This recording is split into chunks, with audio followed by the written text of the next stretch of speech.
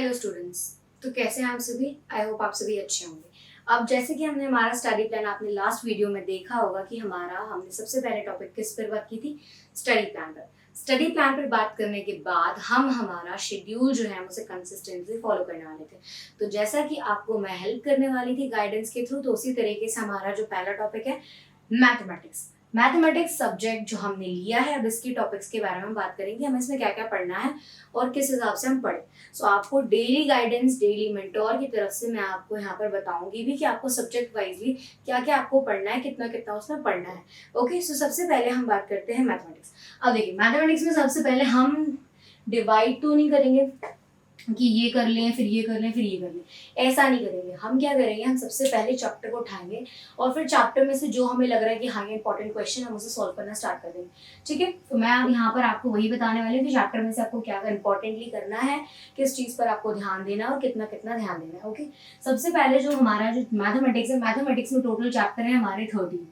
Okay, 13 chapter है। सो मेरा जो कहना है कि आप स्टार्ट करिए at the ground floor. Ground floor आप स्टार्ट करेंगे तभी आप क्या करेंगे, टॉप फ्लोर तक जा पाएंगे।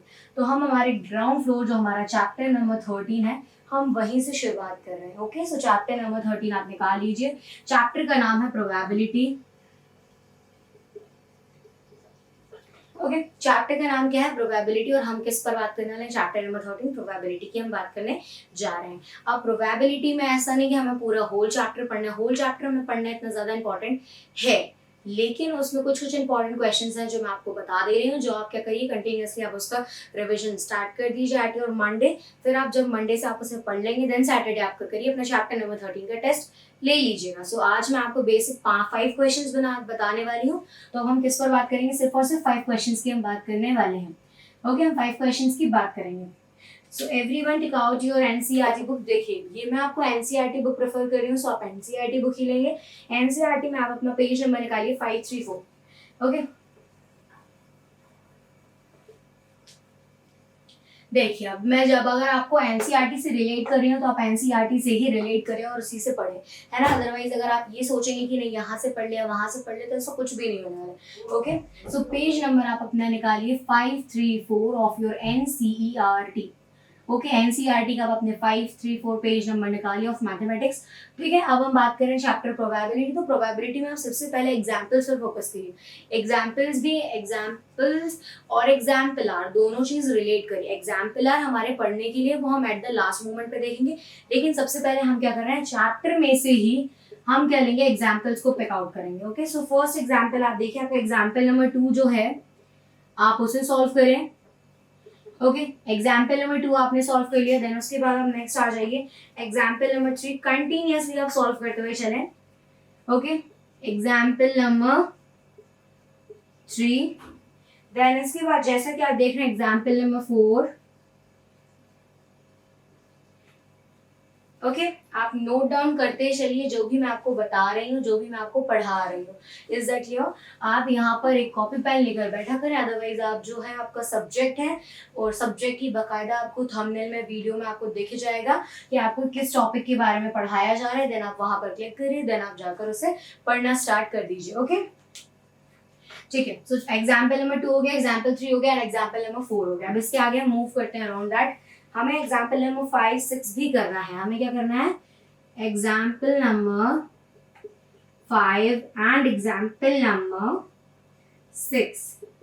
सबसे पहले हम हमारे एग्जाम्पल्स ही सॉल्व करेंगे। क्या करेंगे हम, सबसे पहले हम हमारे एग्जाम्पल्स पे ही फोकस करेंगे। अब देखिए, जैसा कि आप एक बिगिनर है क्लास 12 के लिए और आप एक स्टार्टिंग ही कर रहे हैं, अभी तक आपने कुछ भी नहीं पढ़ा है, सो आप इसे बहुत अच्छे से फोकसेबली पढ़ सकते हैं।